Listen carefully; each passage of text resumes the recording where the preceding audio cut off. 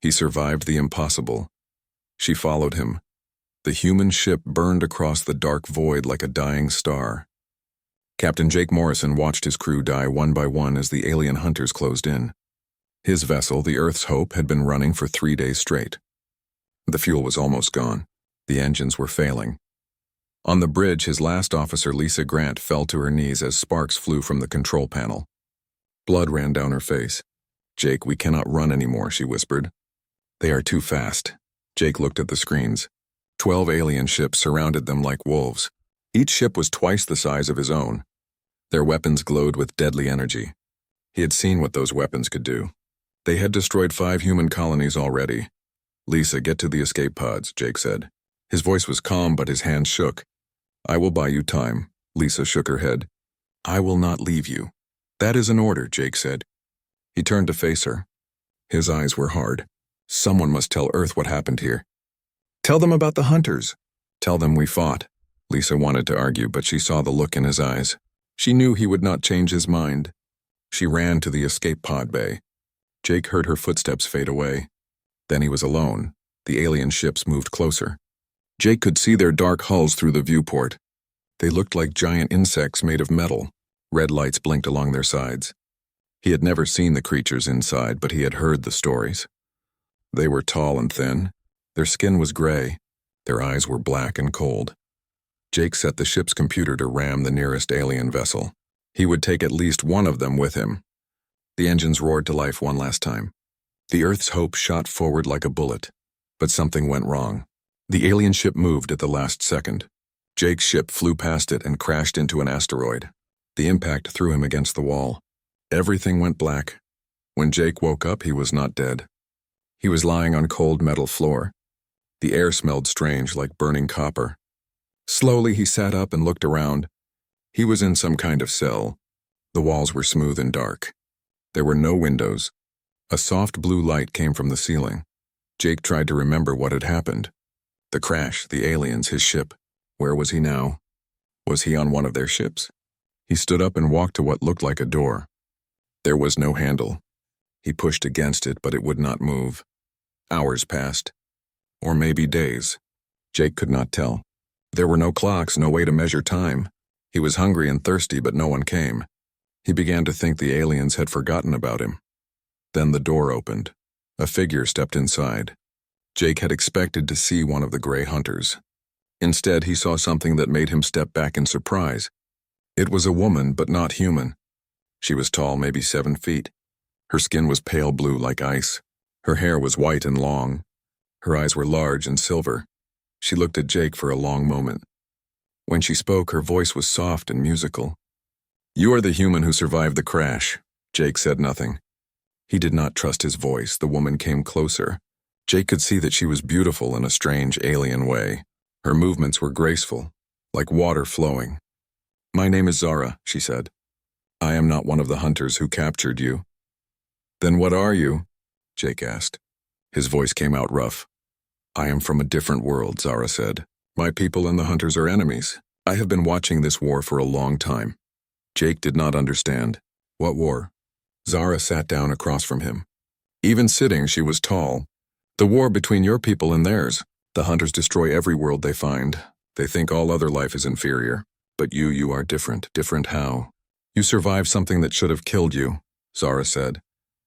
"The crash destroyed your ship completely. The hunters found pieces scattered across 3 asteroids. But you lived. That is impossible, even for them." Jake touched his chest. He remembered the impact, the pain. But now he felt fine. Better than fine, actually. He felt stronger somehow. "I do not understand." Zara leaned forward. Her silver eyes seemed to glow in the dim light. "There is something about humans that the hunters fear. Something they do not want others to know. That is why they try to destroy you so quickly." "What do you mean?" "Humans adapt," Zara said. "Not just to new places or new situations. You adapt to anything. Even death, it seems." Jake thought about her words. He had heard stories about humans surviving impossible things. Soldiers who kept fighting with terrible wounds.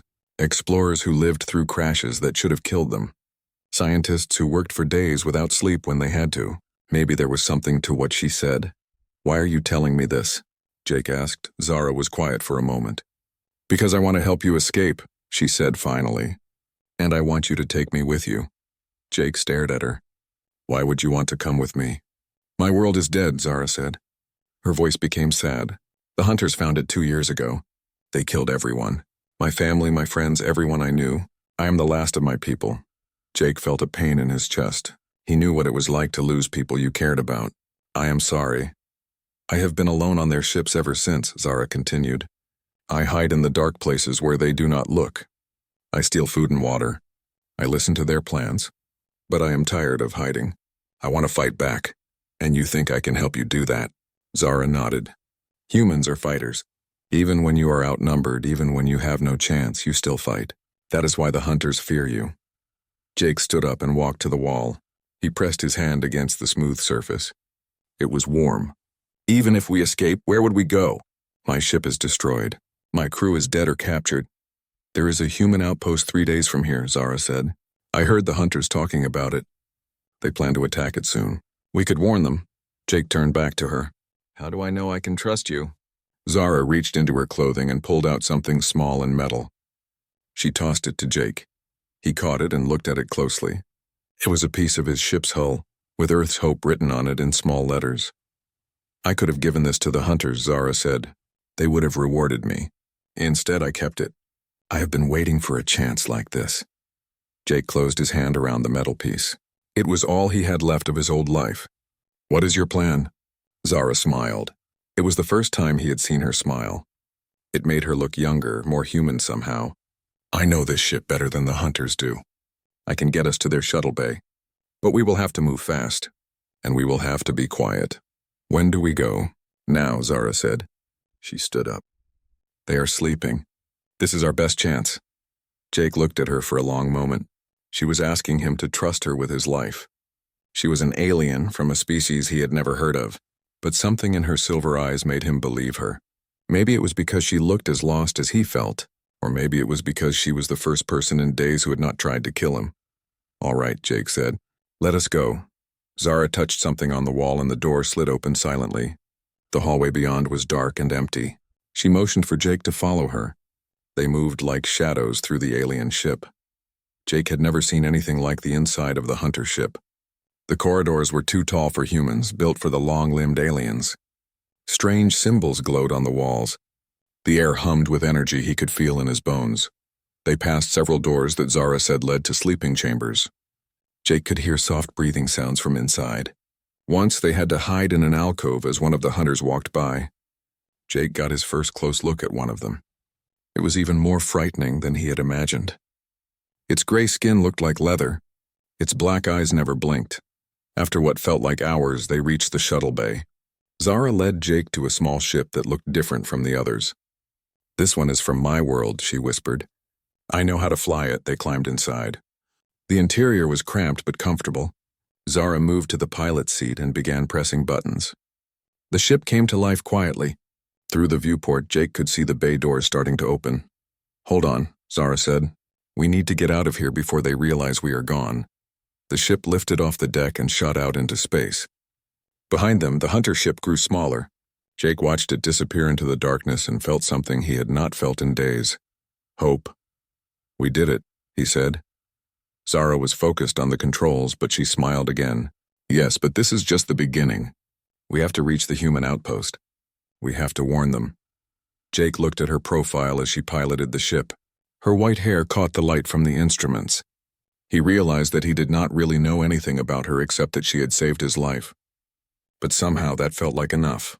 Zara, he said. Thank you. She turned to look at him. Her silver eyes were bright. Thank you for trusting me. The ship flew through the stars toward the human outpost. Behind them, the hunter ships were probably already searching. Ahead of them was uncertainty and danger. But for the first time since the attack on his ship, Jake felt like they had a fighting chance. He had survived the impossible. Now she was following him into whatever came next. And maybe together, they could survive that too.